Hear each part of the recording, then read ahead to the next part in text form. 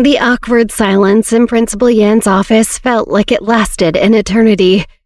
Principal Yan looked back and forth from Millie to Cameron, to their comfortable grip on each other's hands. He had hoped Millie would adjust well and fit in among her peers, and that naturally included the practice of dating. But it had never really come up. She had always been so focused on her studies. Seeing the evidence so clearly in front of his face that she was, in fact, interested in dating was jarring, to say the least. His heart raced, unsure of how to proceed, or why they had rushed into his office. I should keep my principal hat on rather than the father hat, Principal Yan decided warily. He opened his mouth to speak and hesitated. Jake burst into the office behind Cameron and Millie and looked around, bewildered by the strange silence and weird energy in the room. Principal Yan, we need you to resolve this dispute. You're not going to just dismiss it and sweep it under the rug, are you? Jake sneered. What? Principal Yan was startled by his spiral about Millie having a boyfriend. He turned to Jake and the other transfer student goons behind him. When did you get in here? What's going on? Jake shook his head in frustration. It's pretty straightforward. These two, and probably Olivia Johnson, posted photos of themselves and then tried to blame it on us. It's harassment, is what it is. Photos? What kind of photos? Principal Yan asked nervously.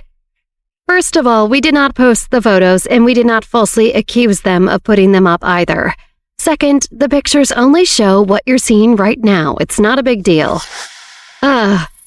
Principal Yan's head was swimming. He rubbed his forehead, trying to make sense of anything.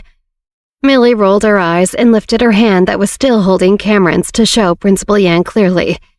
They're just pictures of us holding hands, but they put them up to make a joke out of it. Principal Yan cleared his throat awkwardly and looked at Cameron. This boy, student, transferred into your class some time ago, right? Yes. Millie nodded, and Cameron nodded along with her. And how long has this been going on? Principal Yan asked, gesturing at their hands and what it implied. Huh?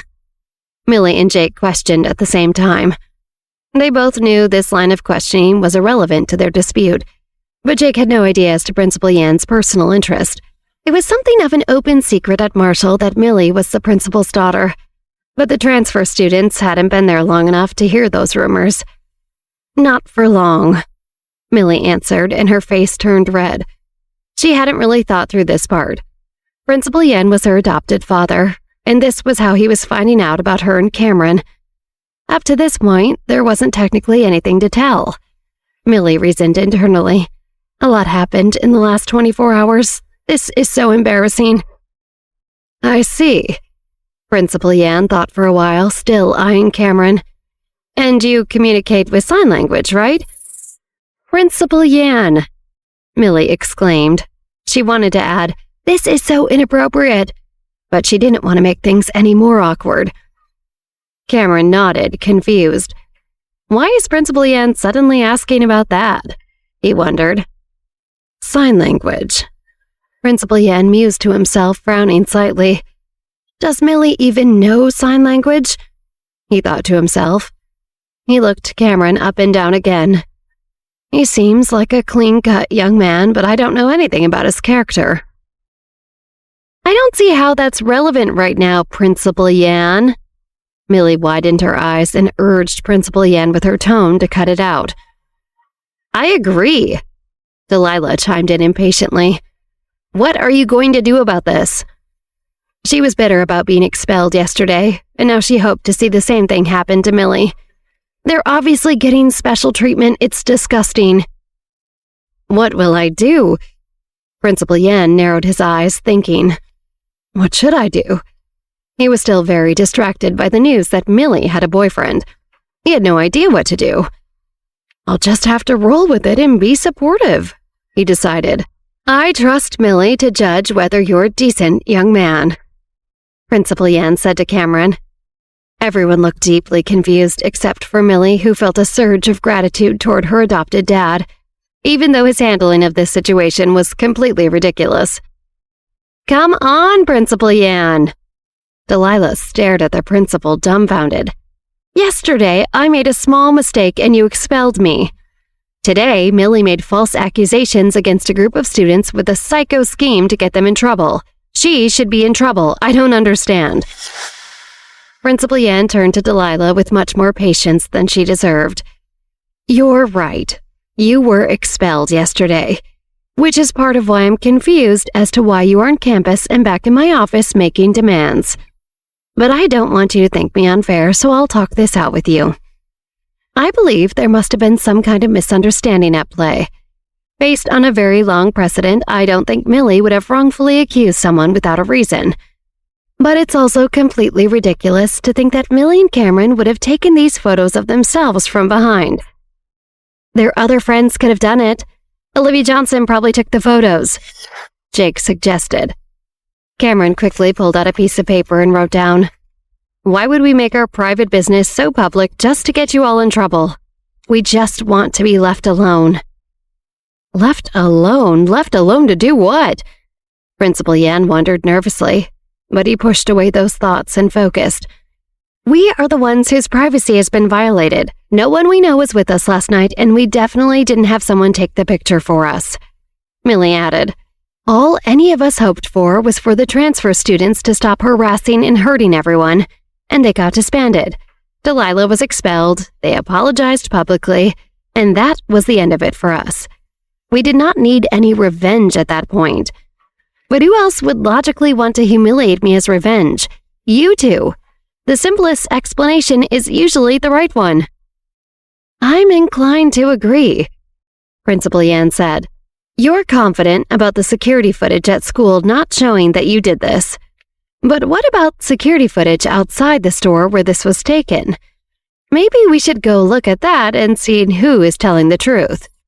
No, Delilah blurted. You don't have to do that. Why not? Principal Yan asked. It should exonerate you, right? Delilah looked around, cornered. I think our parents should hear about this, Jake interjected. I'd like to know what Millie's parents think about this as well. I'm sure they'd be very interested to know what she's up to after school. The other transfer students behind them murmured in agreement. I don't think that's necessary, Principal Yan said, trying to de-escalate the situation. You want to involve our parents? Millie smiled. You want to know what they would think? Trust me, they would not believe you. How do you know? Jake demanded. Fine. Find out for yourselves. Tell them what you think, Dad, Millie said coolly to Principal Yan. Principal Yan swelled with pride that Millie called him Dad in public. I will. First, you and Cameron are free to go. Jake, Delilah, and all of the transfer students' jaws were on the floor. Millie pulled Cameron by the hand out of the office before anyone said a word. Jake and the others stayed in shock for several moments. Dad? Millie called Principal Yan Dad? They don't even have the same last name. Millie is my daughter, so you can speak with her parent right now if you'd like. What do you have to say to me? Principal Yan asked. He checked his watch and looked back at them coldly. I will give you 10 minutes to make your case. Millie is your daughter? Jake asked, still stunned. Even if Millie is your daughter, Delilah whined, you can't give her special treatment. Did I give her special treatment? Principal Yan asked seriously. I offered to see the evidence from the security footage at the stores where the photographs were taken, but you refused. Knowing the whole situation, the guilt seems to belong clearly to you. You're just saying that because she's your daughter, Delilah shouted. You can't just let her get away with accusing us. I'm following the obvious logical explanations, and you're refusing to cooperate with an investigation that would prove your innocence. I'm merely handling this as I would if Millie were any other student. You are the one handling this as if you are guilty and trying to put the blame on Millie. Is there anything else? Principal Yan looked expectantly at the stunned students. We can't miss this opportunity to get back at Millie and Olivia, Jake thought, gritting his teeth. I'm not entirely convinced, Jake argued. Then let's look at the footage from the store, Principal Yan insisted. I agree with you. We should consider all the evidence. That would be the fair thing regardless of who is involved. Delilah's eyes darted to Jake's and she shook her head no, worried. Jake deflated and had no response to that. No? Then if there's nothing else to say and no more evidence, we can move on to the next order of business. What are you talking about? Jake asked, irritated at having lost to Olivia and her friends again. You wanted parents involved, Mr. Nevin. Principal Yan's face became serious as he looked Jake dead in the eyes. Well, as a parent, I have a question for you. I want to know why you and all your friends here are targeting my daughter like this. Principal Yan's tone left no ambiguity. Jake and the other transfer students were in deep trouble.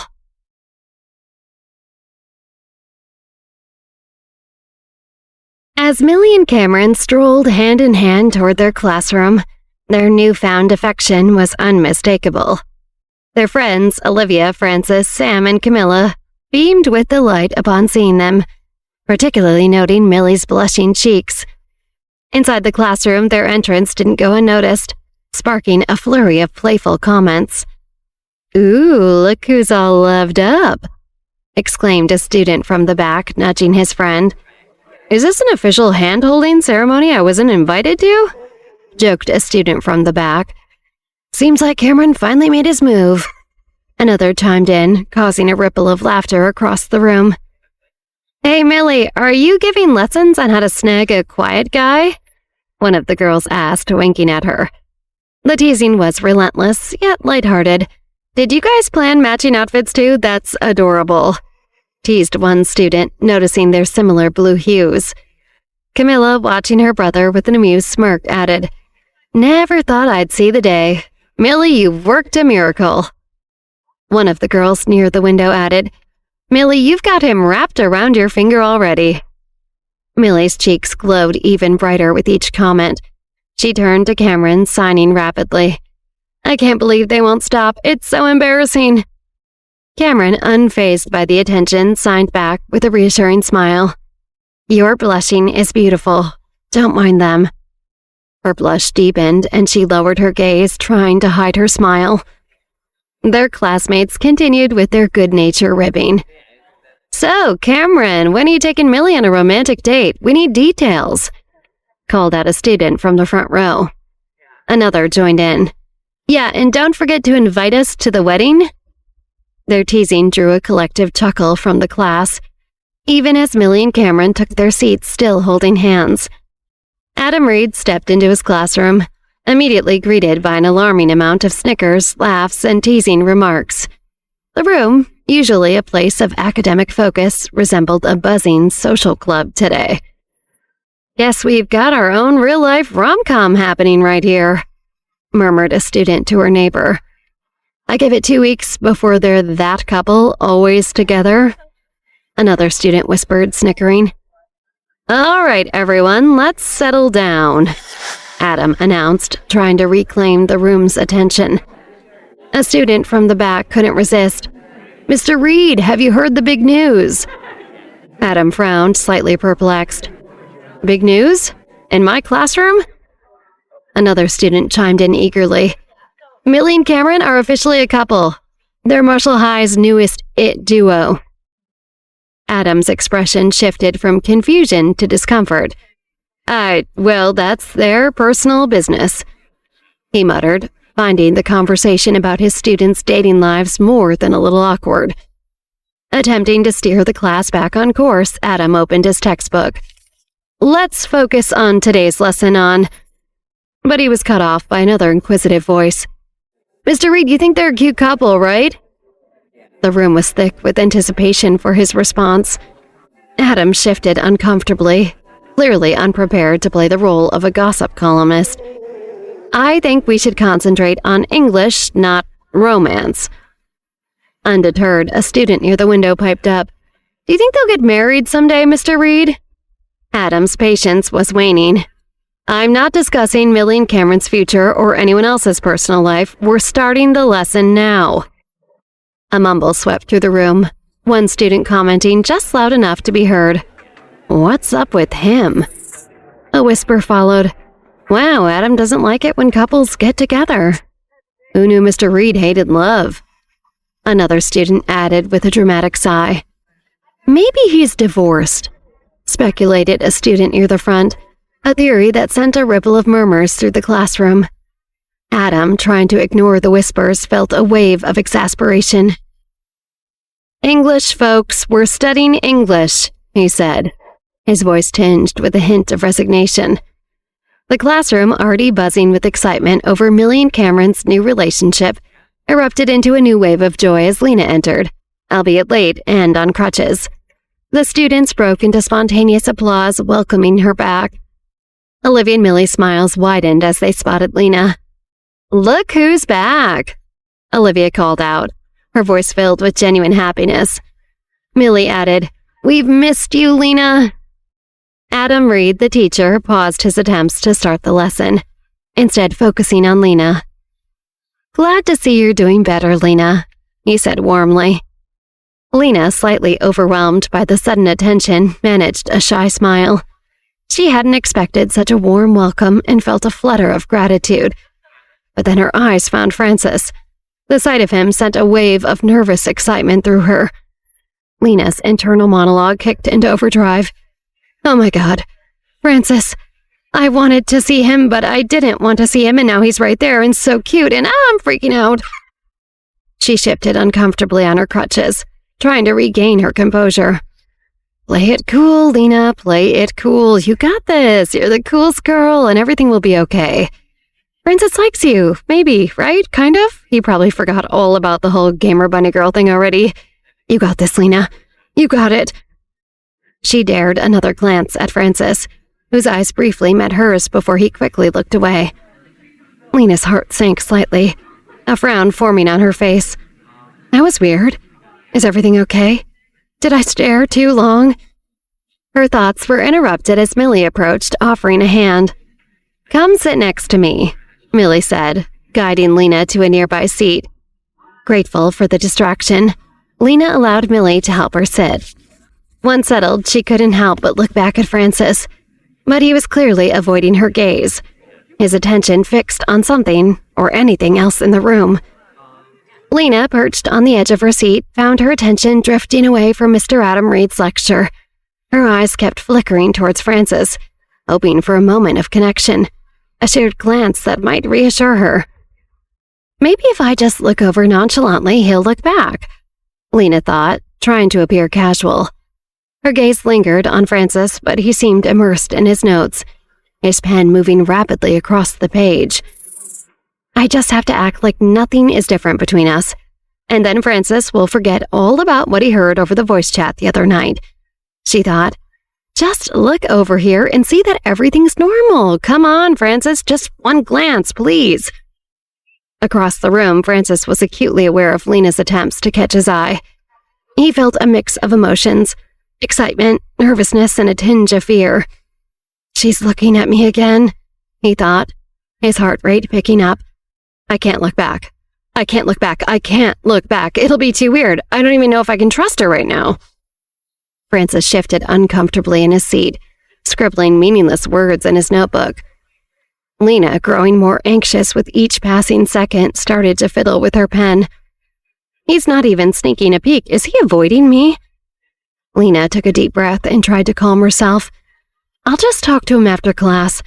I need to put this whole misunderstanding to rest. As the final bell rang and Mr. Reed's class dispersed, Lena, leaning on her crutches, awkwardly maneuvered her way toward Francis. She noticed him hastily packing his bag, seemingly in a hurry to leave. Francis, wait! Lena called out, her voice tinged with a hopeful note. Francis, hearing his name, grimaced slightly.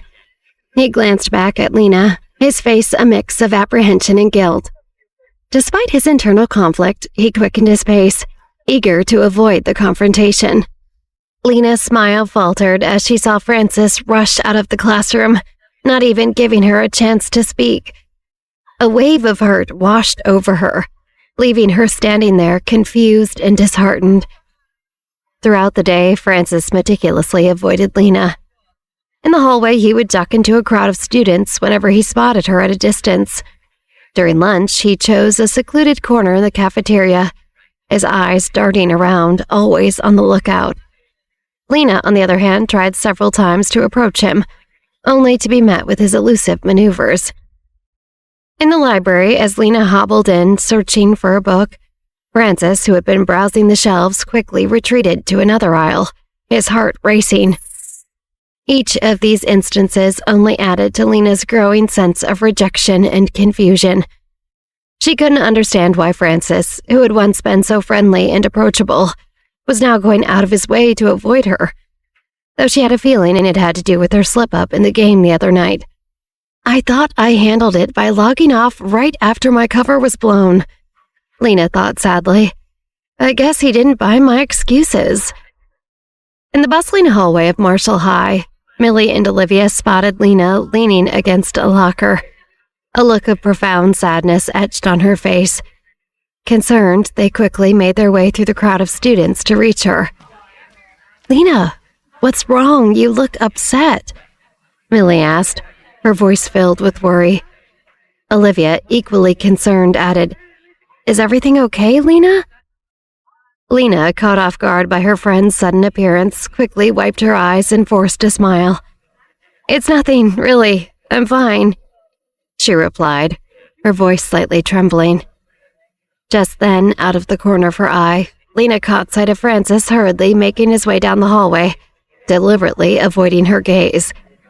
The sight of him retreating only deepened the ache in her heart. Feeling a surge of pain, both emotional and physical, Lena clutched her leg.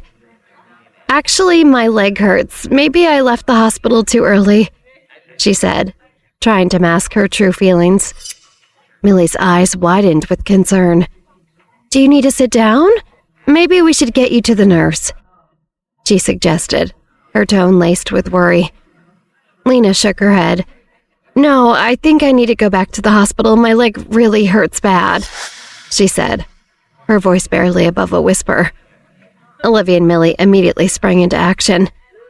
"Okay, let's get you to the hospital right away," Olivia said, taking charge of the situation. "We'll take care of you, Lena." As they began to escort Lena, Olivia glanced in the direction Lena had looked earlier.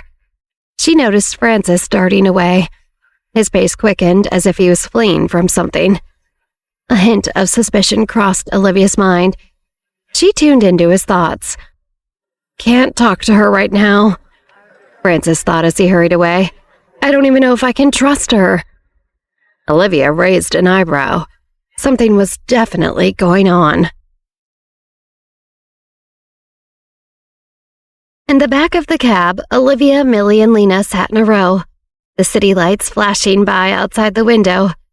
The atmosphere was thick with concern and unspoken questions. Olivia, looking directly at Lena, finally broke the silence. "Lena, why do you really want to go to the hospital? Is your leg truly the problem?" Lena, caught off guard by Olivia's directness, stammered, "Yes, it really hurts." Olivia's expression, however, remained skeptical. She gently pressed on. "I saw Francis rushing away when we found you. Is he the reason you're upset?" Lena's cheeks flushed a deep shade of red. Millie, sensing the tension, chimed in, her voice laced with confusion. "What's going on, Lena? Did something happen with Francis?" In all the commotion with her and Cameron being dragged into the principal's office, she had completely forgotten about Lena's slip-up with her secret gamer alias. Lena let out a long, heavy sigh, her shoulders slumping. "Okay, it's not really my leg, it's about Francis," she admitted. Millie's eyes widened, her protective instincts kicking in. "What did he do? I'll get Cameron on him if I need to," she declared, half serious. Olivia chuckled lightly, trying to ease the mood. "I don't think we need to go that far yet. Lena, what exactly happened?" Gathering her courage, Lena began to unravel her story. "Francis, he's been avoiding me all day. He wouldn't even look at me. I tried talking to him, chasing him around the school on these crutches, but he just ran away, ignored me every time." Olivia and Millie exchanged glances, their hearts going out to Lena. "That must have been so hard for you, Lena. especially on crutches. Millie empathized, her voice soft and supportive. Yeah, Lena, that sucks, Olivia added, reaching over to give Lena's hand a reassuring squeeze. But maybe there's a reason Francis is acting this way? Something he's going through. Millie finally remembered what had happened between Lena and Francis the night before. Do you think it had anything to do with the game last night? Olivia, intrigued, leaned in closer. What happened with the game last night? Lena hesitated for a moment, then shared her story. Well, Francis asked me if Gamer Bunny Girl was me. I got scared and just logged off. Oh no, Olivia responded, her eyebrows raised in realization. Lena nodded, looking down at her hands. I know I shouldn't have just logged off like that, but I panicked. I didn't know what else to do. She continued, a hint of sadness in her voice. And now I'm finally ready to confess everything to him, but he avoided me all day. It's like he doesn't want to talk to me, doesn't even want to be near me or look at me.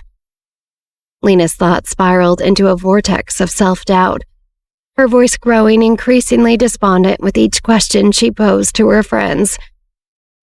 Do you think I'm unlovable? Lena asked, her eyes brimming with uncertainty. I mean, what if Francis doesn't want to be with me because I play too many video games? Millie quickly interjected. Lena, that's not true. You're incredibly lovable. And your love for video games is part of what makes you unique. I bet he loves that that's something you guys share together. Lena wasn't convinced, her mind racing with more worries. But what if he's intimidated because I'm better than him at games? I always beat him every time we play. Olivia chuckled softly, trying to lighten the mood.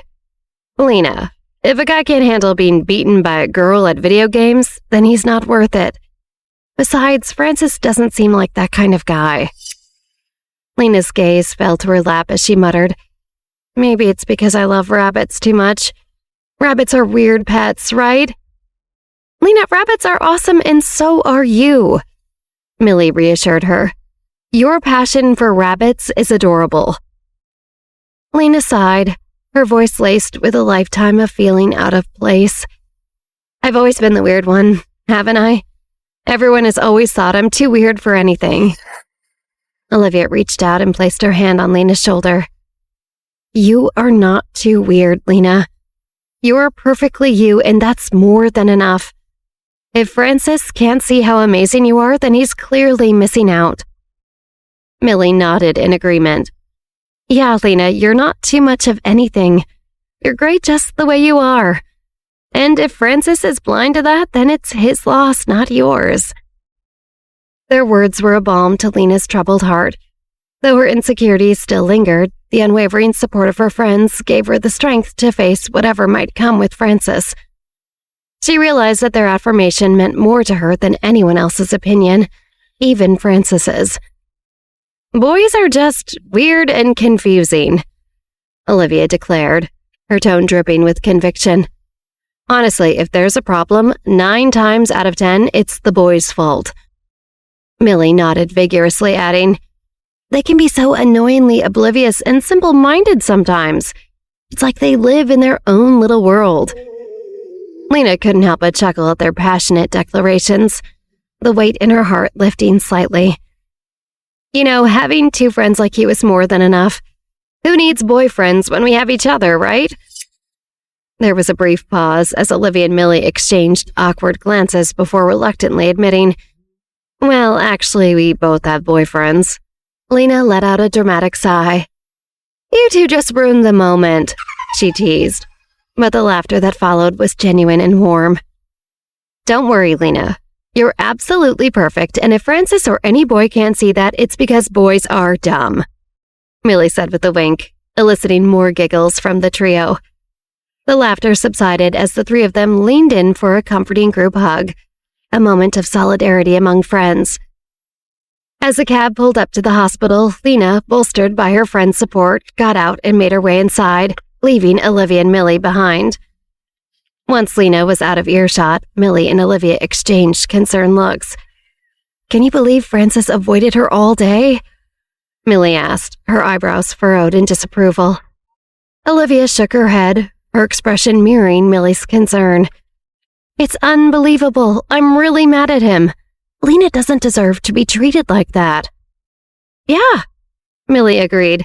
"She's one of the kindest, most genuine people we know. Frances better have a good explanation for this." Olivia and Millie stormed back into the school, their mission clear: find Frances and confront him about his treatment of Lena. As they prowled the halls, their conversation was a mix of anger and humor. "I swear when I find him, I'm going to give him a piece of my mind," Olivia fumed, her strides purposeful and quick. "And I'm right behind you. We'll tag team him with words until he realizes what a jerk he's been," Millie added, her eyes scanning every corner for any sign of Frances. Their search came to an abrupt halt when they spotted Frances at the end of the hallway. He looked up, saw the determined and angry expressions on their faces, and for a moment it looked like he was going to bolt. "Frances, don't you dare run or you'll have bigger problems than you can handle," Olivia shouted, her voice echoing through the corridor. Frances let out a resigned sigh, knowing there was no escape. He trudged toward Olivia and Millie, his head hanging low, preparing for the inevitable scolding. As he approached, Olivia launched into a tirade. "Frances, what on earth were you thinking avoiding Lena all day? She's been through so much and you just made it worse." Millie joined in, her words laced with both frustration and passion. "Lena is one of the sweetest people we know. If you can't see that, at least have the decency to tell her to her face instead of running away like a coward." Frances opened his mouth to speak, but Olivia wasn't done. "She's been so worried about your reaction, and all you do is run away. That's just cowardly." Millie chimed in, her words tinged with disbelief. "Honestly, Frances, we thought you were better than this. Lena deserves someone who appreciates her, not someone who runs away at the first sign of trouble." Frances raised his hand, signaling for them to pause. "Olivia, Billy, please, I need to talk to you about Lena." The two girls stopped their tirade, exchanging glances of surprise. Frances's serious tone and earnest expression indicated that whatever he had to say was important. Frances continued to plead. "Please, I need your help. I just don't know what to do. It's important." As Frances uttered those words, a flicker of curiosity sparked in Olivia's mind. She couldn't help but wonder what Frances could possibly have to say to her that was so important. She resisted the temptation to look into his mind. "I'll let him tell me in his own words, but whatever it is, it better be good. Lena doesn't deserve to be treated like this," Olivia concluded in her mind, her protective instincts for her friend remaining firmly in place. "If it's not, then I'll give him something to really be scared of."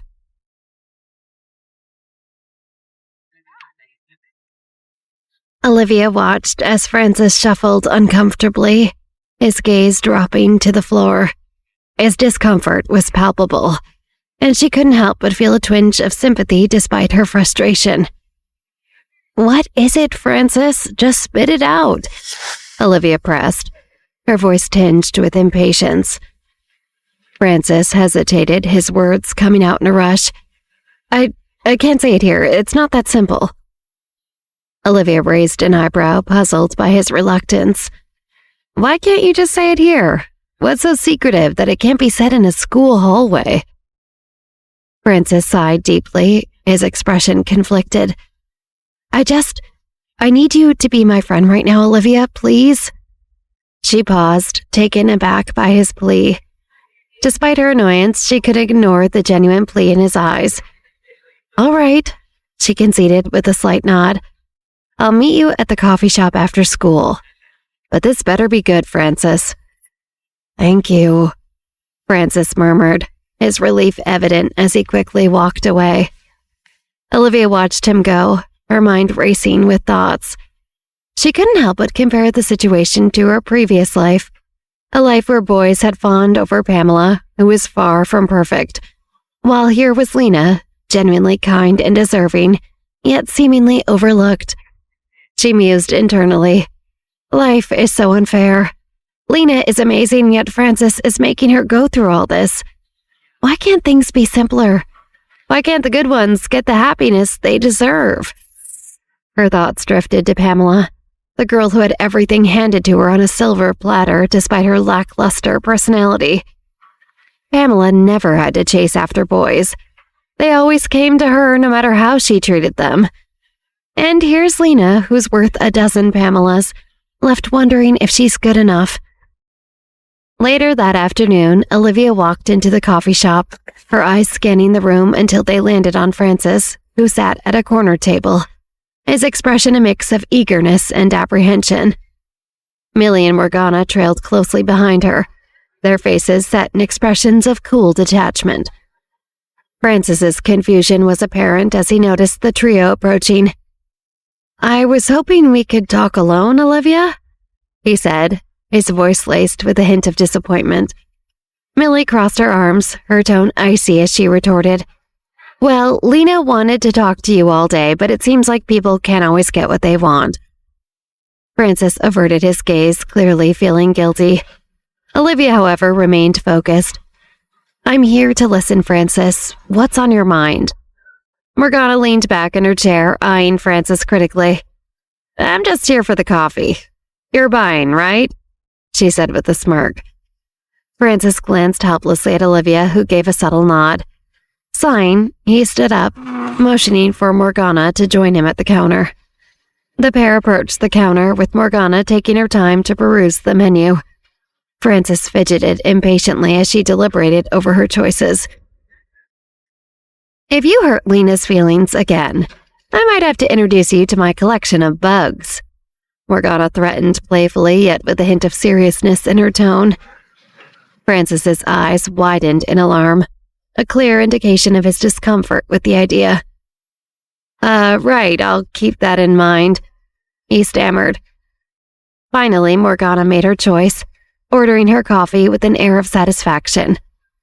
Francis, still slightly unnerved by her earlier comment, paid for the drinks and followed her back to the table where Olivia and Millie waited. Francis met Olivia's worried gaze, his own eyes a mix of confusion and apprehension. I don't know how to even start talking to Lena now," he confessed, shifting uncomfortably in his seat. Olivia leaned in, her tone gentle but probing. "Is it because you know she's Gamer Bunny Girl?" "Yeah," Francis admitted, a lot of discomfort crossing his face. "We've shared so much online, and not knowing it was her, it's just disorientating." Morgana, ever blunt, chimed in. "It's obvious she loves you, duh." Francis blanched at the word love, looking like a deer caught in headlights. Olivia tried to smooth over the moment. "Morgana's right in a way. Lena likes you, and getting to know you through the game probably just made her feeling stronger."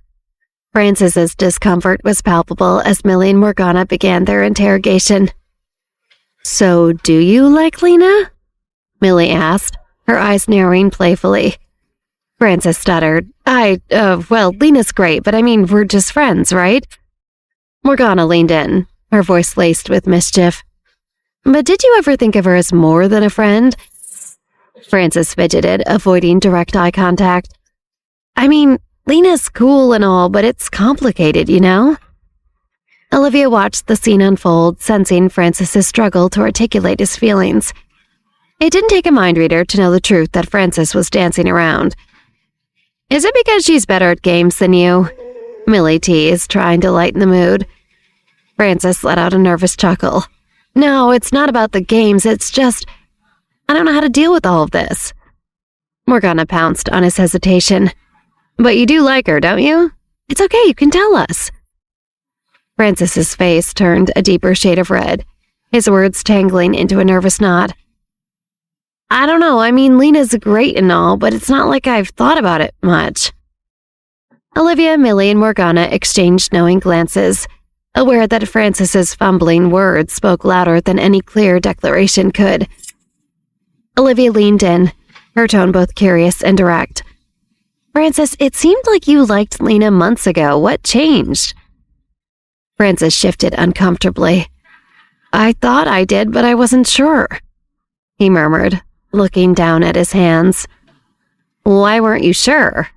Millie asked, her eyes searching his face for answers. Francis sighed. "I felt like she friend-zoned me, so I just blocked those thoughts out of my head." Millie responded quickly. "But Lena was just nervous and didn't know how to act around you. She likes you too, you know." Morgana, always the blunt one, chimed in. "Your feelings can't just disappear because you think you're friend-zoned. A crush is basically a boyfriend in the friend zone." Francis looked increasingly flustered. I don't know if I like her like that anymore," he stammered. Olivia, Millie, and Morgana exchanged glances before bombarding him with questions. "What does like that even mean, Francis?" Olivia pressed. "Yeah, do you mean you don't find her attractive?" Millie probed.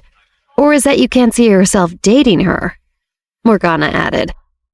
Francis's face grew red and he stumbled over his words. "It's not that I don't find her attractive, it's just, I don't know." "So you do find her attractive?" Millie pressed further. Francis sighed. "Yes, she's attractive, but But what?" "You can be attracted to someone and still be their friend," Morgana pointed out. Francis ran a hand through his hair, clearly struggling. "It's just complicated, okay? I haven't really figured out my feelings." Olivia leaned back.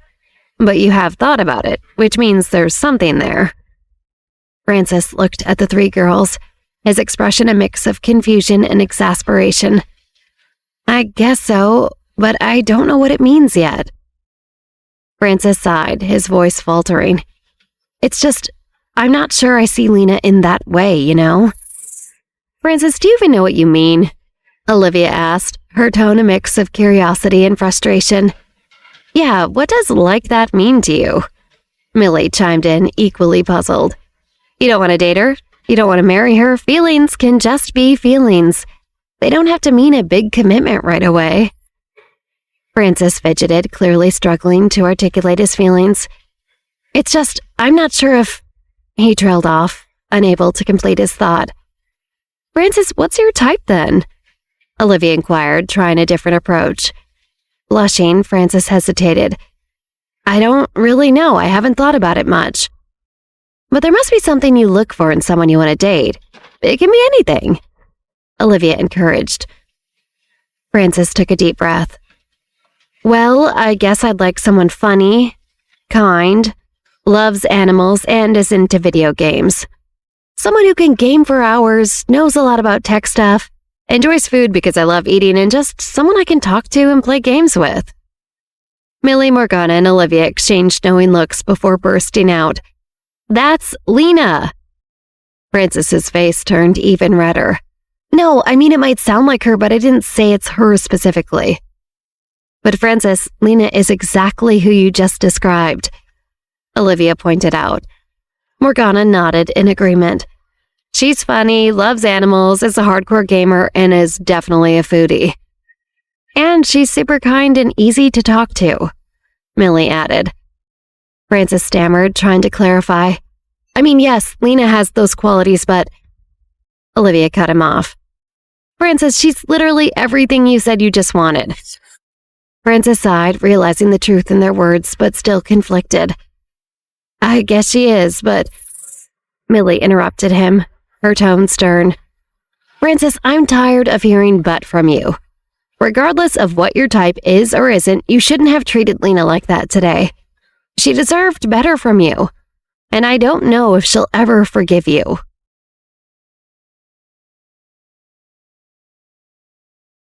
"Even if you don't like Lena after all this time, don't you want to tell her clearly so you two can move on?" Olivia asked, though even saying that question pained her before even having to hear the answer. Lena had spent over a year now crushing on Francis and spending time with him online. The thought of him not having feelings for her after all was devastating. Olivia sighed. She at least deserves the truth. Francis closed his eyes, opened them, and looked off into the distance. He held his hands together so tightly his knuckles were white. He was in pain too, so much that he couldn't form an answer. Millie looked sympathetic. You know, men aren't socialized to express their feelings. We teach them to suppress their emotions instead. This conversation is a product of our society, Francis. Morgana's eyes were wide. Whoa, I never thought about that. Olivia narrowed her eyes. That's a surprisingly academic take for this current moment. I'm not sure if that's what we need. Millie nodded. It's true, though. Also, women aren't socialized to be direct with their romantic feelings or pursue men. It's really a miracle that any men and women have relationships that function at all. Olivia sighed. I think the issue right now is Francis avoiding Lena. Francis looked up to Olivia as she said that, pleading, his face full of hurt. No, that's not... I don't know, I didn't mean... Millie shifted uncomfortably. I know you didn't mean to, but you did really hurt our friend today. The friends remembered Lena crying in the car on her way to the hospital, and their hearts ached for her. Olivia shook her head and thought to herself, Lena finally mustered up the courage to talk to Francis today, and it was such a long time coming. Morgana looked confused. Isn't this really simple? Like, Francis, if you like her, then go out with her. If you don't like her, then say, sorry, I do not like you, boom. Be thankful this isn't the insect world. We'd have to release scents, then lay eggs and die. Olivia tried to be understanding, but anger overtook her. Francis, I think the thing that makes me mad is just that Lena didn't even get a chance to say her piece, but you avoided her. Francis looked around at the women in fear. I didn't. Olivia frowned. You still don't want to admit you were avoiding her, right? But then if you weren't sure you weren't interested, why were you hiding from her today? She just wanted to say a few words to you. Francis lowered his head and answered in a tiny voice. I'm sorry. Millie sighed. I know it all feels so embarrassing, but I try to remind myself. Olivia smirked, interrupting. Of something you read in a study once? Millie looked caught. Well, yes. Is that bad? Olivia waved her hand, beckoning. No, it's exactly why I love you. Let's hear it. Millie smiled. We feel embarrassed because our survival as a species is so tied up in the community. So we feel embarrassed because we want to be accepted by the group. But it's just a reflex and it will pass. Morgana was thoughtful. So you don't care if you're embarrassed anymore? Millie's eyes widened. Oh, God, no, it's the worst feeling ever. But Francis, maybe that fact can help you. But Francis took a deep breath and looked at all of them. It's not just that I'm embarrassed. My head was just still swimming about that day at her dining table when I kept asking about Gamer Bunny Girl. She was there and she knew the answer, but she just let me go on and on as I talked about her. And well, I guess that part is embarrassing, that she heard me talk about how much I liked Gamer Bunny Girl. But she didn't tell me that I was talking to her. And I just didn't think she was someone who would ever lie to me like that. Olivia, Millie, and Morgana took this in, feeling a new understanding of the situation. Olivia ran her hand through her hair. That makes sense, Francis. I didn't think about how that must feel from your end. I'm sorry. Millie nodded. Yeah, I agree. Olivia rolled her eyes. If it makes you feel any better, I was thinking the whole time about how Lena should just come right out and tell you that Gamer Bunny Girl is her. Millie looked like she wanted to jump to her feet. I felt exactly the same way. It was so awkward. Morgana played with the hem of her sleeve. During that whole conversation, I had forgotten that she was Gamer Bunny Girl, but then I remembered. Olivia blinked. She didn't know what planet Morgana was on sometimes. Francis looked up at the ceiling. Oh, I just want to bury myself in a hole in the ground and never come out now. All of you looking at me makes me feel so exposed. Morgana frowned. Well, I can't say I agree that you should do that, but if you've made your decision, then all of us will probably give you a hand. Millie looked at Morgana in disbelief, her mouth hanging open. No, we will not give him a hand burying himself in the ground. Olivia rubbed the space between her eyebrows. It's a figure of speech, Morgana. Morgana lit up, relieved. Oh, that is great to hear. Wow, Francis, I was worried about you. Despite Frances's romantic anguish, he laughed at this misunderstanding. Yeah, I suppose things aren't literally that bad at the moment, but it feels like they're pretty dang close. Olivia crossed her arms, thinking, We're getting a little lost here, Frances. The bottom line is you liked Gamer Bunny Girl when you were spending all that time together, right? Frances thought about it, then nodded. Yeah, I did. If I didn't, I wouldn't feel so embarrassed. Millie smiled knowingly. Because we feel embarrassed when we care about being accepted by the community. See, it always comes back to the studies. Olivia continued. And do you like Lena in real life? Frances's eyes darted between the three girls. I feel awkward trying to answer. Olivia shook her head. Don't think too much about it. Just answer reflexively. Do you like Lena? Go. Yes, Frances blurted, then looked surprised at himself. I do. I like her too. He started to blush. It's because I like her that I don't know how to talk to her. Saying that aloud, it makes me feel like I'm having an out-of-body experience, he said as he glanced around, distressed. Olivia and Millie exchanged a look, feeling like things were looking up for the first time in this conversation. Olivia started to pace, thinking, This is good news, though, Frances. If you like her at least a little, that means we're not done here. Morgana jumped in. Wait, but is everything solved? Because Lena said that she... Millie slapped a hand over Morgana's mouth as Olivia's eyes widened. Ow! Morgana cried, muffled. Sorry. Millie apologized. Olivia hastily continued. Let's let Lena say how she feels for herself. Frances was confused. I just don't know how Lena feels about me, which makes this all so much harder. I don't want to be pining over her like a fool if I'm just wasting my time. She's really hard to read. Millie removed her hand from Morgana's mouth, looking disgusted. Ew, how did you get my hand so spitty and why? Morgana smugly wiped her mouth with her sleeve. Defense mechanism. I learned from the best, and by the best, I mean...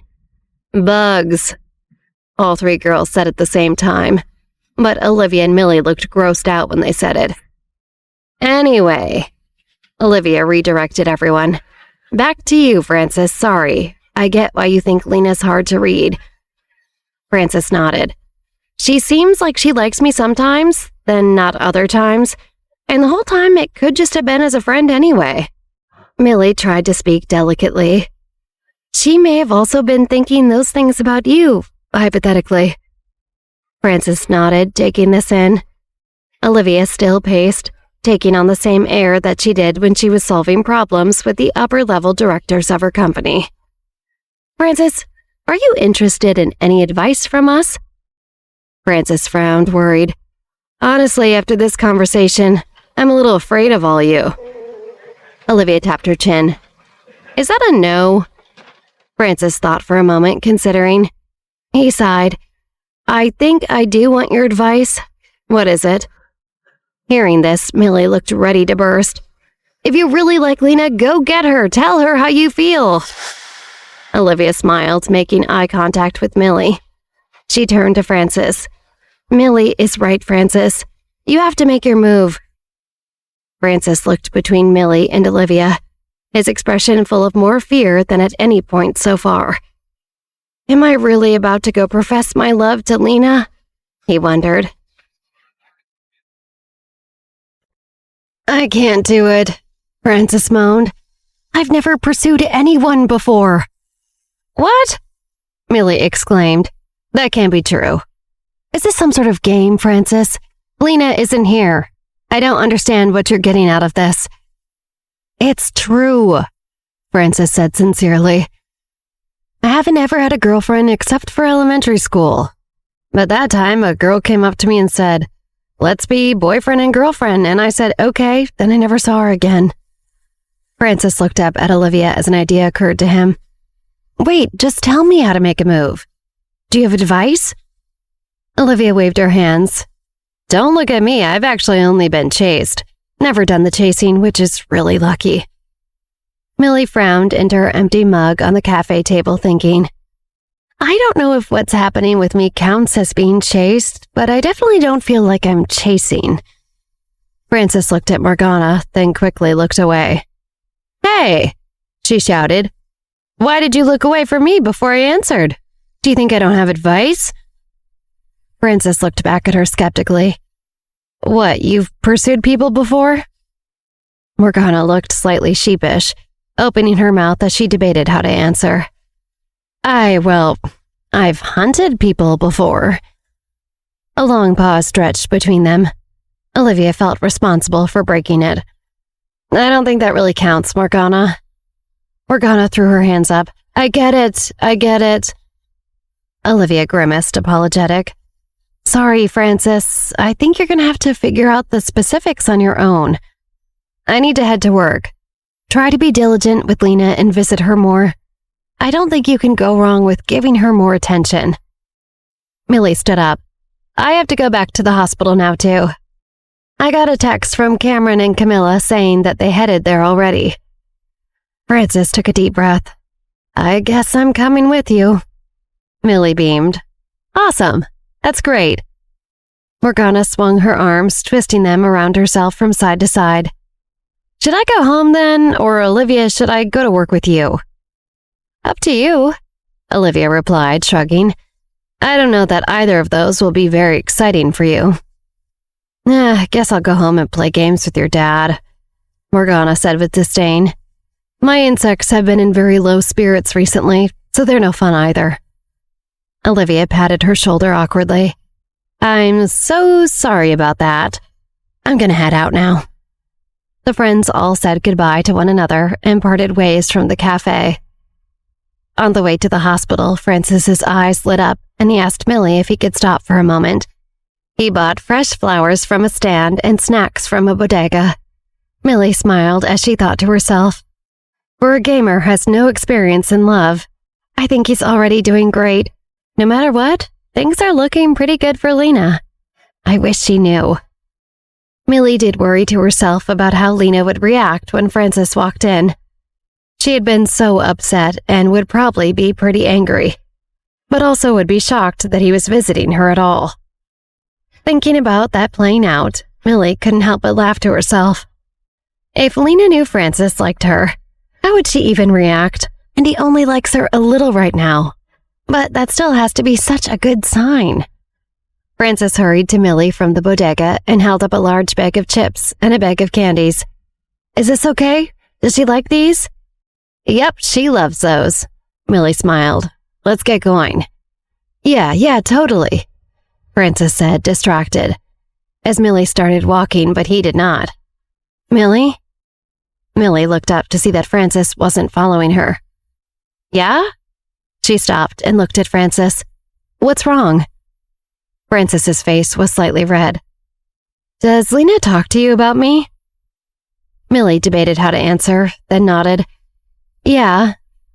Then what does she say about me? Frances asked shyly. Millie carefully thought about how to answer. Her mind flashed back to one of Lena's more anxious moments discussing her crush, when she rolled around on her bed yelling about some interaction they'd had online. Probably shouldn't tell him about that one, Millie thought to herself. Millie answered, I don't remember very clearly. Frances deflated, holding the flowers and snacks. Oh, it's fine, don't worry. Millie rubbed Frances's arm. You have me and Olivia on your team, and we're Lena's two best friends. You don't have to be afraid. Frances laughed, looking a little relieved. I guess that does help, thank you. Millie noticed as he laughed that he did have a handsome smile, and reflected on what a good guy Frances was in general with Lena. This had been very dramatic recently, but for so long he just liked Lena a lot and was great to her. Millie hoped that was what in store for the future. As Millie thought about this, someone rushed by her and knocked into her shoulder so fiercely that she cried out, lost her balance, and fell backward. But she didn't hit the ground. Frances caught Millie with an oof as she gratefully stood up, extracting herself from his arms. Wow, are you okay? Frances asked. What happened? I'm fine, Millie said, though she was still confused herself. She looked in the direction where the person who bumped into her had rushed. It didn't seem like an ordinary accidental bump. The person had shoved their shoulder into her like they were looking for trouble. When Millie laid eyes on him, it all made sense. "Derek," she sighed. Francis looked at Derek and couldn't place where he knew him from, but he looked familiar. Derek looked back at that moment and saw both of them looking at him. His face filled with darkness when he looked at Millie, and when he saw Francis, he scoffed. Derek had just joined a couple of his friends who were squinting at Millie curiously. "Huh?" Derek's friend said to him, too far away for Millie and Francis to hear. "The boy I saw her holding hands with that night wasn't this guy, I think." Derek's friend had seen Millie holding hands with Cameron Bell, sweetly chatting as they walked slowly to a cafe for dinner. He was confused about why she was then standing with a different guy holding flowers. Whatever the explanation was, Derek didn't like it. His face filled with anger. Millie spoke hurriedly to Francis in a low voice. "Hey, you get yourself to the hospital first." She gestured down the street. "Do you know where to go?" Francis shook his head. "No, but I can tell those guys over there aren't up to anything good. I can't leave you here by yourself." Millie steeled herself, trying to look confident. "I know that guy, Francis, don't worry. He won't do anything to me right now. You go on ahead of me. I have something I need to say to him." If Francis wasn't aware that Derek was her brother, Millie wanted to keep it that way. Francis considered what to do. He looked at Derek again, and then remembered where he recognized Derek from. He was the person who stood up for Millie during the botanical garden field trip when someone threw a rock at her. "Oh yeah, that's right," Francis said, convinced. "Okay, I can head to the hospital. See you soon." Millie nodded to Francis and watched him cross the street, heading toward the hospital. He glanced back at her, appearing to feel some regret, but she waved and smiled encouragingly to make him continue. Derek and his friends had sauntered over to Millie. "What is it?" Derek sneered. "Were you afraid that I would say something in front of him?" "Why would I be afraid of anything you would say?" Millie asked, and she truly wasn't afraid of that. "What I was afraid of was whether or not you would hurt my friend." "So you're worried about him?" Derek's anger was already rising. He clenched his fists at his side. "You really care about him then, don't you?" Millie sighed. "You are here because you have something to say, right?" She looked directly into Derek's eyes. "Or if that's all, I'm going to leave." "You want to leave?" Derek stepped forward and roughly grabbed Millie's chin. "Did I say you could do that?" "Are you unhinged?" Millie didn't back down from Derek, and she was all too familiar with the look in his eyes. If she had tried to leave when Francis left, neither of them would have been able to go, so she let Francis save himself. She thought internally, but at least this is a main street. There are a lot of people around. Even though Derek is a madman, he should still be restraining himself. Derek twisted his face in disgust. "I was wondering why you insisted on moving out, but now I know you've got not one, but two men you wanted to be with out here." "Derek, that's a nasty thing for you to say," Millie cried as she pulled away from his hand and out of reach. Unfortunately, her back was then against a wall. "Nasty?" Derek sneered, stepping toward her. "You're the one dating two guys at once. You don't have any room to call me nasty." Millie clenched her teeth. Derek was advancing on her, and his friends were ready to back him up. She was used to being in this exact spot, but this time, there was nowhere to run. She was cornered. "Why did you leave our house for those other guys?" Derek advanced on Millie, putting a palm against the wall next to her head. He looked down at her and lowered his voice. "You think I'm not enough for you? You bastard!" Millie raised a hand, bringing it toward his face to slap him. He snorted and grabbed her wrist, stopping the slap. "You want to hit me? Do you think you're worthy?" Just as he finished the question, Millie's other hand slapped him across his face. "Derek Brown, you're a disgusting beast." "You!" he cried out as his angry eyes widened. He tightened a hand around her throat. "If I'm a beast, then what are you?" "You—" Millie tried to respond but couldn't breathe. "Let go!" Her fingers struggled uselessly against his hand, but she hardened her expression as much as she could, holding eye contact and never relenting in her anger. "Let go!" She choked, her eyes turning bloodshot red and her face reddening with the lack of oxygen. Derek's friends saw this and looked worried, then spotted passerby noticing Millie and murmuring to each other. Derek, however, didn't notice. He repeated her mocking, "Let go." He smiled, "Let go." "Get lost," she sputtered. She felt the squeezing of his hand on her neck tighten. Derek's eyes widened further, looking crazy.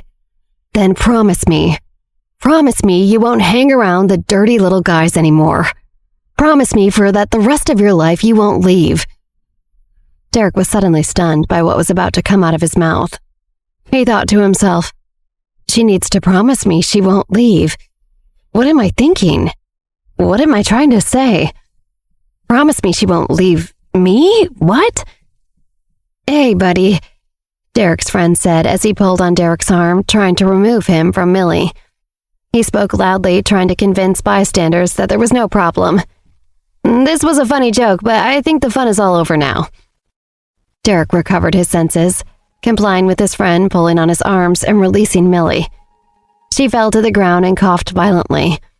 She took a deep, rattling breath and sucked air back into her lungs. She lightly touched her throat, unable to say a word. "Derek, let's go," his friend urged, pulling on Derek's coat. "We should get out of here." Derek crouched down, face to face with Millie. He took a deep breath. "Millie, remember this, you—" Suddenly, a powerful force threw Derek's face aside. He spun away from her, his body splayed out on the ground. Derek looked up to see someone standing over him. Cameron Pell. Cameron kicked Derek in the jaw. Millie saw Cameron and her body was flooded with relief. "Cam," she began to say, but she started coughing again. Cameron, worried for Millie, knelt and wrapped his arms around her. She leaned her head on his shoulder and let out a sigh. Many times over now, the smell of his shoulder reminded her of safety. Derek rubbed his jaw as he took a couple of angry steps towards the two of them. "Who are you?" A look of recognition dawned on Derek's face. "You helped Millie in the botanical garden that day. Who are you, creep? Back off my sister." Derek stepped closer to them, angry that Cameron wasn't responding or moving. "Hello?" Derek shook his head as Cameron stood. "I don't think you're getting it, slender man. I'm about to put you in a world of—" Cameron slammed his hand against Derek's throat, thrusting Derek back against the same wall where he'd trapped Millie. Derek could only sputter and gurgle, choking. Derek's friends looked at each other, then back to Derek. They took a couple of steps backward. Millie stood, and in the space between Cameron and Derek, kneed Derek in the crotch. A choking sound spurted from his mouth. Cameron released Derek's neck and he dropped to the ground. He stood as quickly as he could but wobbled, one hand touching his neck and the other bracing himself on his thigh. Cameron and Millie hugged each other, moving away from Derek. Derek's face filled with rage as he took a step toward Cameron. The wail of a police siren sounded nearby. "Derek!" his friends called over. "We have to go." Derek gritted his teeth and coughed. The lights of the police car shone red and blue as they turned around the corner toward him. "Come on, man, let's go," they said more urgently. Derek shook his head and spat on the ground. He turned and walked away with his friends limping. The police drove by but did not see anything to confirm the report they'd heard of a man choking a woman against a building. They parked down the block and officers emerged, talking to passers-by. Millie scoffed at Cameron. "They're a little late this time, huh?" He squeezed her in response. She looked up into his eyes. "Why are you here?" Cameron hesitated for a moment, then took out his phone. He held Millie's hand with one hand and typed fiercely with the other thumb. He showed her his screen, and she read aloud a paragraph. I saw Francis in the lobby. He said you met with someone familiar, but your acquaintance didn't seem like a good person. He said he should maybe come back to find you." Millie looked back up into his face, always struck at odd moments by how handsome he was. "And then you came?" He nodded. They started to walk toward the hospital, following the route Francis had taken moments before. After moving in silence for a beat, Cameron signed. Lena's friend came. Lena's friend? Millie was puzzled.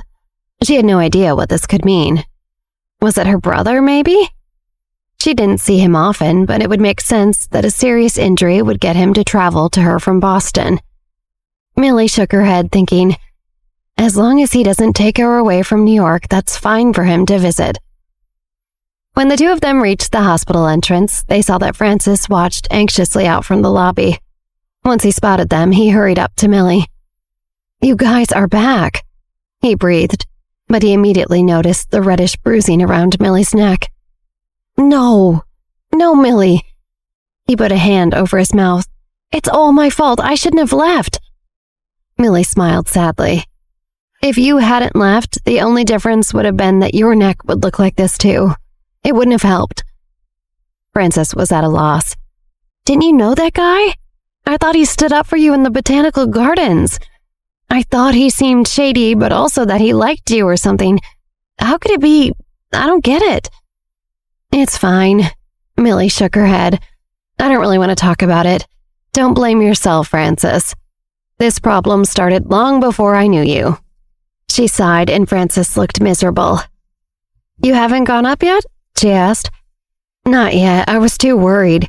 I wanted to wait for you guys to come back so we could go up together." Francis chewed his cheek, worried. "How are you now?" "Like I said, I'm fine, or I will be fine. I don't know. We're here for Lena."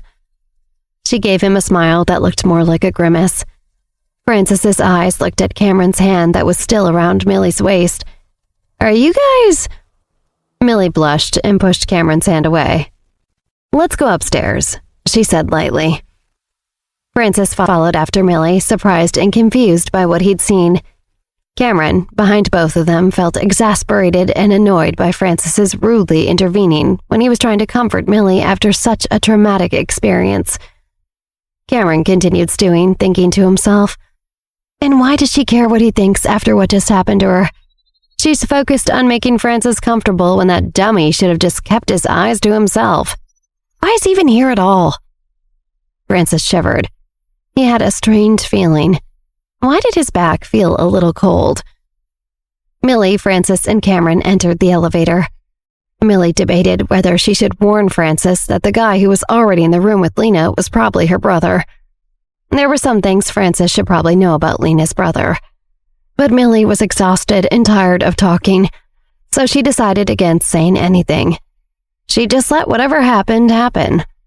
After all, if Francis really wanted to be with Lena, and the two of them were the real deal, sooner or later he'd be meeting her family for himself anyway. Millie worried internally. Francis brought flowers and snacks with him, so that should make a good impression. He'll be off to a good start with Lena's family, and who knows where things could go from there. Millie was smiling about the potential happy future for her friend as she pushed open the door to Lena's hospital room. Her breath caught in her throat when she saw who Lena's mysterious visitor actually was. Instead of seeing Lena's brother standing beside Lena taking care of her, they saw... Carlton Perry? Francis asked, confused. Carlton and Lena were both immersed in playing computer games on laptops on their laps. It felt to Millie, Francis, and Cameron like they were seeing someone from a completely different part of their lives in the wrong context, like running into a teacher at the grocery store. Carlton Perry should be in his castle in Paris. Nobody thought he was close enough to Lena to be here, in New York, in her hospital room. Lena was also so stunned to see Francis walk into the room that her mouth hung open. Wasn't Francis just hiding from me? She thought to herself. Why would he suddenly appear here in my hospital room? Carlton tentatively spoke. "Hello," he said, sensing an obvious awkward silence. but having no clue why it was happening. He suddenly noticed something on his computer screen. "Little rabbit, pay attention, I'm dying over here." "Oh," Lena replied, coming to her senses. She turned back to her laptop just in time to see that both of their characters were almost dead. Carlton was trying to fight a huge dragon boss on his own, while Lena's character stood idly by, taking damage. With one hand, Lena skillfully executed a series of attacks while drinking health potions to heal herself with the other. She attacked, dodged, and attacked in sync with Carlton. But she did the majority of the damage as they killed the dragon. Cameron signed to Millie, "Should we say something?" Millie shrugged and signed back. "I guess this is what she wants to do right now." Carlton shook his head impressed, opening the chest of loot behind the dragon's body as Lena exited the game. She felt like she came out of a short fugue state, looking up to remember her visitors as they stared awkwardly at her. "Sorry," she said, shaking off her focus on the game. "Just needed to get to a save point real quick." "She's amazing," Carlton chimed in, appreciative. Francis puffed out his chest ever so slightly. "I know she's amazing." Lena finished off a bottle of soda from the stand next to her bed and opened up a second one.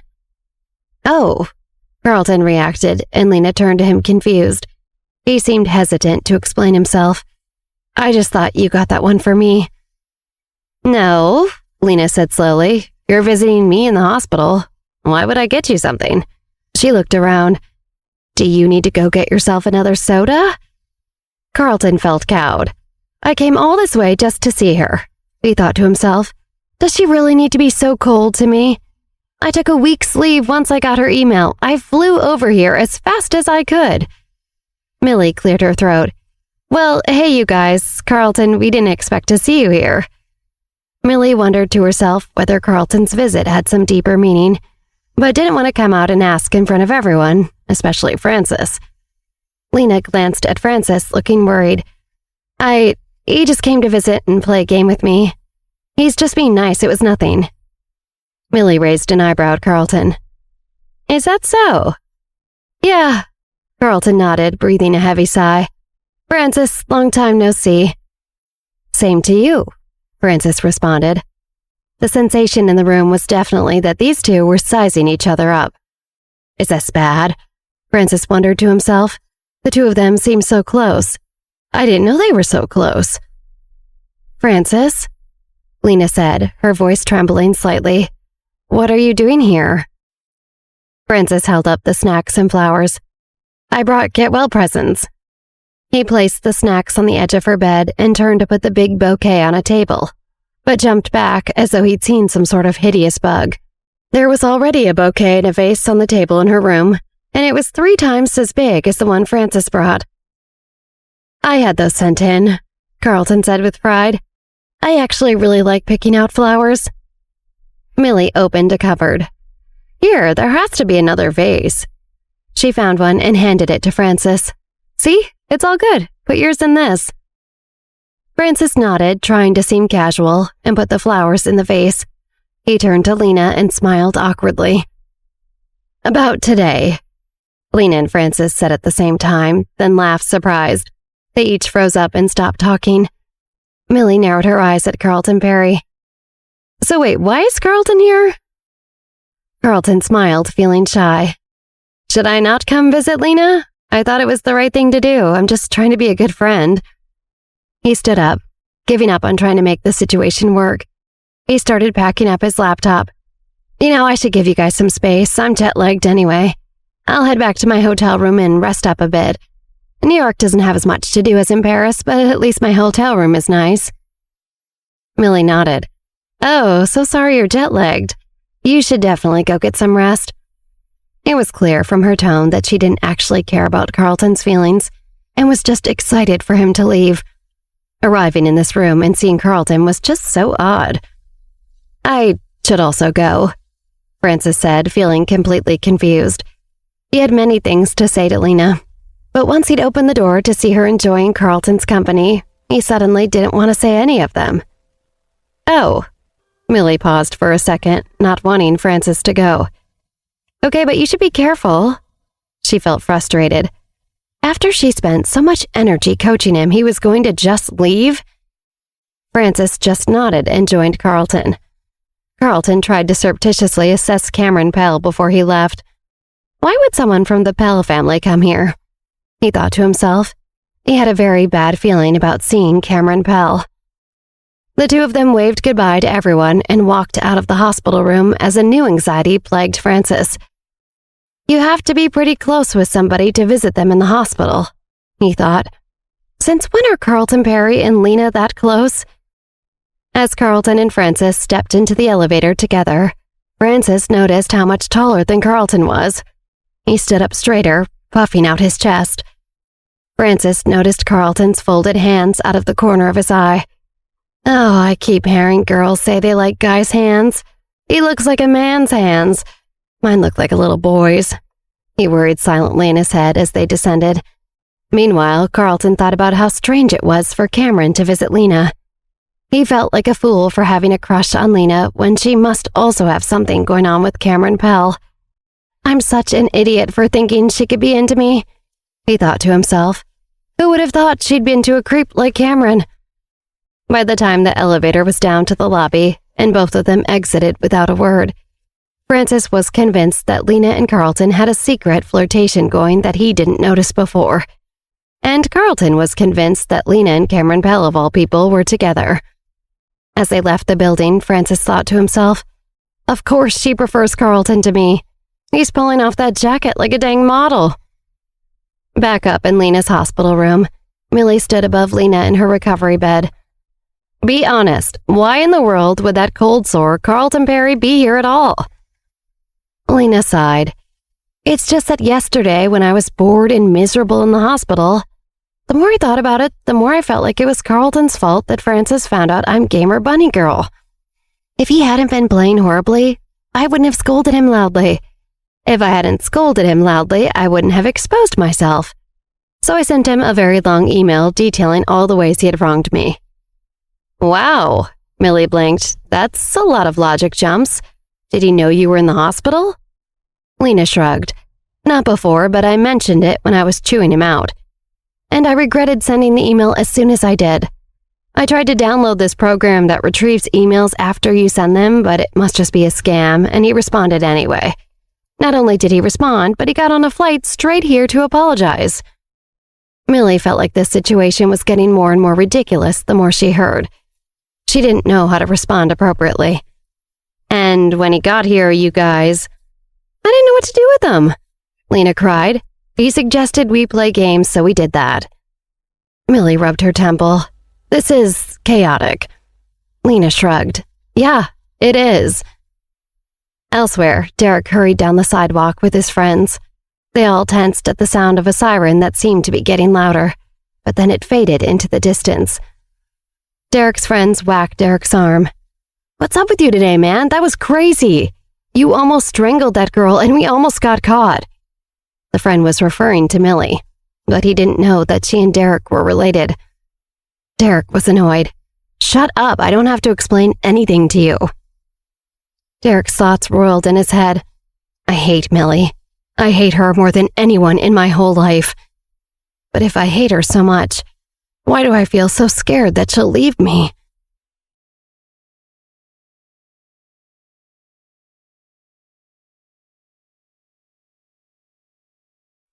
Derek grabbed his hair. Damn it. I feel crazy right now. What's happening to me? Who cares if Millie goes off and starts her own life with that stupid Pell kid? I shouldn't. Derek's friend waved a hand in front of Derek's face. Hello, dude, we're talking to you. He brushed shaggy red hair out of his eyes as he walked. Derek's red-haired friend exchanged looks with the other one, who bit at a lip ring. The redhead was feeling more and more worried by the minute. They were all guys who enjoyed the thrill of tormenting others. But it seemed like Derek was willing to do things beyond what they were prepared for. The redhead whispered to the other friend, Dude, do you think he's, like, a murderer? Shut up, Derek snapped. Damn, that was uncalled for. The friend with the lip ring snapped back. He pulled out a pack of cigarettes. Both of you chill out, my God. But he's the one going crazy and choking people, the redhead had protested. The other friend offered each of them a cigarette. It's over now, forget it. We're brothers. It's water under the bridge. The redhead reluctantly agreed, taking one of the cigarettes. You're right. I need a drink. Where are we headed? The friend with the lip ring raised his eyebrows. We should go where we went yesterday. The bartender's body was making me religious. If we keep showing up there, I feel like I could get her naked in about a week. The redhead looked indignant. A week? Did you even talk to her? She and I hit it off. I made her laugh. I'm basically in those jeans already. No way, dude. I saw you two talking. His friend rolled his eyes. The vibe between you two is that she thinks of you like her little brother. Oh, no. The redhead made a face. If anything, I'm the big brother. His friend laughed, ashing his cigarette. If anybody has a reason to argue, it's Derek. Derek had been lost in his moody thoughts about Millie, but looked up at this puzzled. His friend continued, It seemed like the bartender was making eyes at you, but you weren't giving her the time of day. She walked past you to wipe down the same empty table twice. Derek frowned, thinking as he took a long drag. I don't remember that at all, man. The friend with the lip ring looked between the two of them mischievous. If you two will both take it, I think we should bet on who can get her in bed tonight. Tonight? The redhead shouted in disbelief. Even Derek would need 3 days. Well, I bet you $100 I can win tonight. Their friend ran a hand through his hair, feeling cocky. The redhead wrinkled his nose. So you get laid and you get $100? How is that fair? His friend rolled his eyes. That's called making a bet, numbnuts. How about... He turned to Derek, who had gone quiet again. I bet you Derek could do it tonight. How do you feel about that, Derek? You think you could pull? Derek waved him away. Whatever, don't bring me into this, it's stupid. The redhead guy grinned, excited that somebody besides him seemed to be taking something personally. What's the big deal? He asked. We were just playing. Do you think you're better than us or something? Derek looked at the redhead with a murderous look on his face. The redhead's grin dropped immediately. Lightning fast, Derek stepped up against the redhead and grabbed his collar with one hand, both of them dropping their cigarettes. Are you looking for a beating? Derek yelled. Both of them stared each other down, frozen, while their friend rubbed his eyes. The redhead, suddenly possessed by a crazy impulse, swung a fist at Derek. Derek easily stopped the swing and pushed his arm away. Before Derek could hit him back, their friend shoved his hands in between them.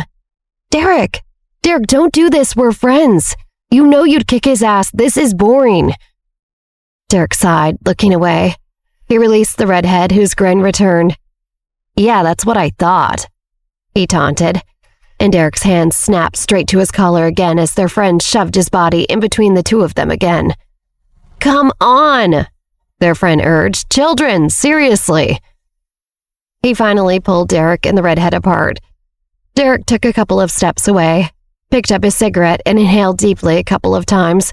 He breathed out a smoke ring. The friend with the lip ring eyed him curiously, the corner of his mouth raised in a smirk. Derek, do you really like that Marshall School girl? Derek's eyes widened in shock. He stared at his friend. What the hell are you talking about? Why? His friend narrowed his eyes. If you don't like her, why do you stand up for her sometimes? And you almost strangled her to death when you saw her with somebody else today. That's the kind of thing that would probably turn into a straight-up abusive relationship, but it does look like feelings, bro. Derek just shook his head, avoiding his friend's gaze. The friend rolled a cigarette between his fingers. Derek, have you slept with anybody yet? Derek did a snap to face him at that. What did you just say to me? His friend laughed. I'm asking if you're still a virgin, you seem like it. The redhead hooted with laughter. No way, dude, that's the funniest thing I've ever heard. But it makes so much sense. Derek snarled at his friend, dead serious. Shut up. If you say that again, I'll pound you till your own mother can't ID you at the morgue. His friend smiled back. Then show us all your non-virgin-y skills at the bar tonight, and I'll bet. He pulled out his wallet, eyeing its contents. $300. I can do that much. I bet whoever wants to take it that you can take the bartender home tonight." The redhead piped up.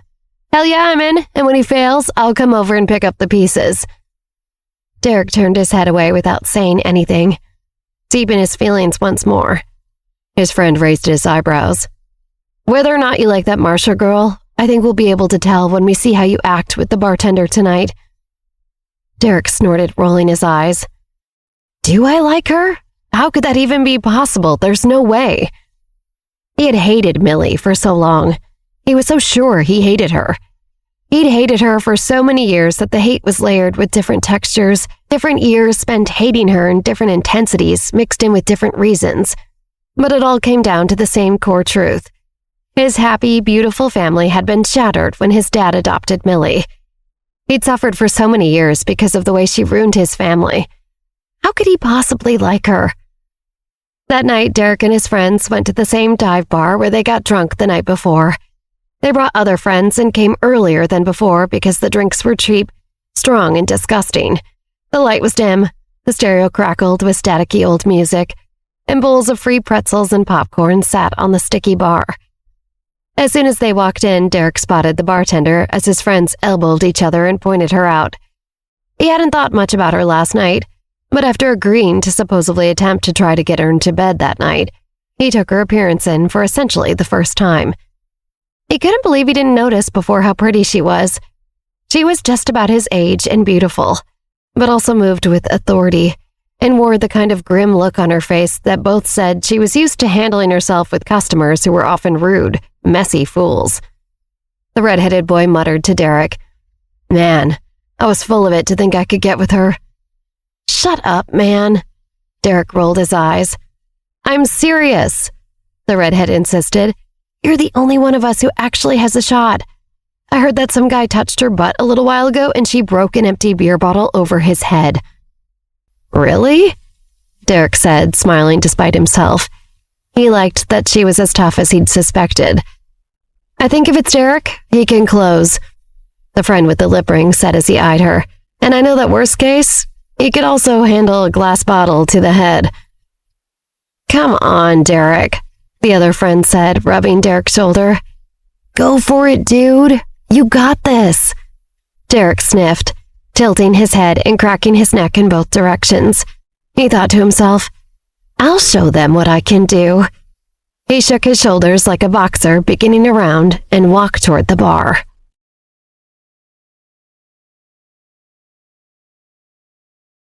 Derek approached the bar as he tried to avoid thinking about how all of his friends were watching him with rapt attention. He raised his hand, getting the beautiful bartender's attention. As she walked over to him, wiping her hands with a towel, he realized his throat was dry. "What is wrong with you?" he yelled at himself internally. "Why are you nervous?" She smiled as she approached him. "You're back," she said. "You remember me?" he replied with a laugh. "Maybe I can actually do this," he thought to himself. "Yeah, hard to forget the mess your lunatic friends left last night." She crossed her arms. "Keep them under control, or you're getting kicked to the curb. A fat tip won't hurt either." He laughed and hung his head. "Yes, ma'am. I'm sorry about that." "You better be." She grinned. "What can I get you?" "A beer for me and each of the lunatics," he replied, jerking a thumb at his friends. They all looked away a split second too late as she looked at them, trying to pretend they weren't watching. She carried the 3 bottles over, popping the caps off each of them. "That's $40 even." He put down 3 20s. "Keep the change. I'll get started on that fat tip." She smiled.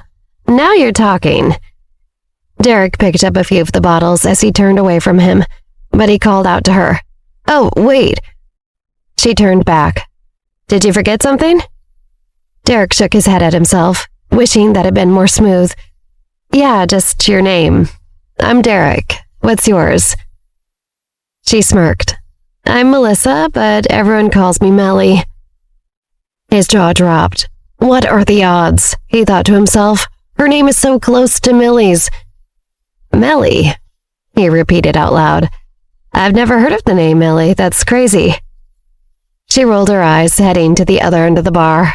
Well, now you have. Let me know when you need another round.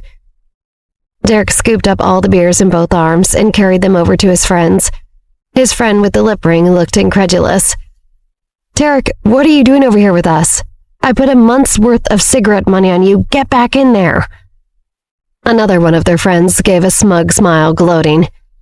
I told you he's not used to chatting up women. I don't know why you all think he's good at this. He needs some time, right, buddy? Derek's look shot daggers at that guy, but he didn't want to start a fight in front of Melly. A different friend chimed in. Here, do you need some liquid courage? Drink my beer. Derek set his jaw. He took a big gulp of his own beer and walked straight back toward where Melly was cleaning the bar.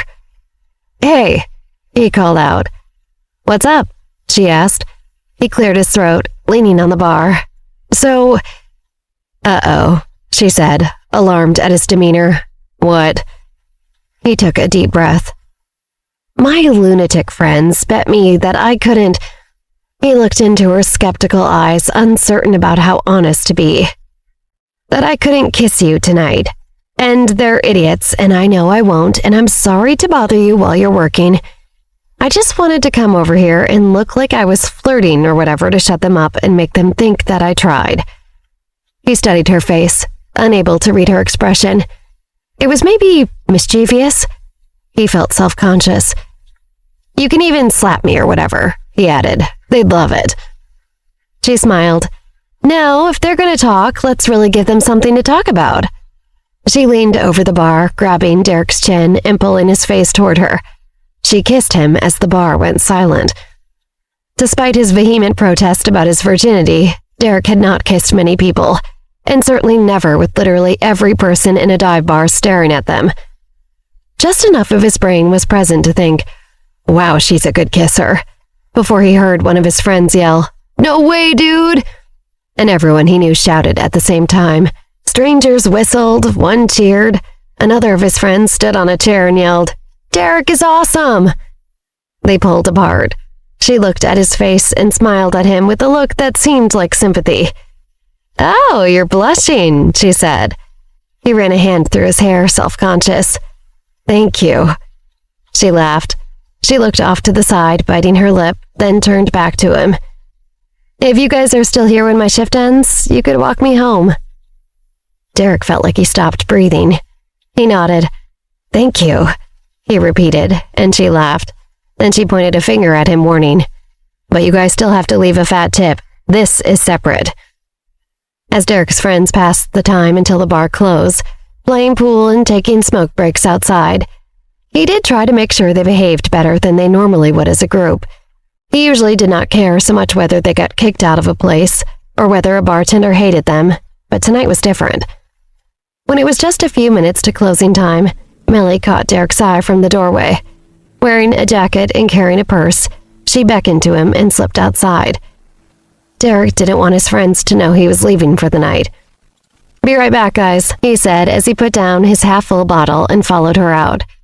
Derek had felt warm and fuzzy in the bar, but the crisp breeze outside and the reality that now he had to make conversation with Millie sobered him up. She explained that she did not live far, and an awkward silence fell over both of them. Derek shoved his hands in his pockets. So do you like working there? No, she said quickly. Do you like those guys you were with? No, he said just as quickly, and they both laughed. Do you kiss a lot of customers? He asked. Her jaw dropped. He saw her expression and tried to backtrack. Never mind. I don't know why I asked that. Who cares? She playfully shoved him. He nodded. I deserve that. Maybe I do kiss a lot of customers, she said, but you're right, who cares? They walked in a few steps in silence, and she continued. I have like a sixth sense for zeroing in on the emotionally stunted bro with depression. It's literally always a bad decision. They turned a corner. She pointed across the street. Well, this is my building. She turned back to him, asking carefully, Do you want to come up? He looked up at the building, then at her, then at his shoes. I want to see you again. I want your number. She started to seem flustered for the first time that night. Oh, yeah, of course. Forget it. That's fine that you aren't into it. That's your prerogative. Thanks for walking me home. No, Derek said, alarmed. It's not you at all. I do want to come up sometime soon, just not tonight. She sighed, studying his face. She was trying to decide whether she believed him, but Derek felt certain he was giving himself away. She knows I just haven't done it before. It's obvious. Who else would turn this girl down? She's a smoke show. She held her hand out. Give me your phone. He handed it to her, and she put her number in. She handed it back. Here's my number, but I'm not expecting you to call. And if you don't call, screw you. I mean it, I want to, he said. She smirked. Talk is cheap, Derek. She turned across the street to her building. And thank your friends for the tips. He waved as she walked away. He shook his head at himself. What happened to me just now? I'm a mess, a complete mess. He started walking home in the opposite direction, swearing under his breath. I think I went crazy. I think that's what happened. No, he insisted to himself.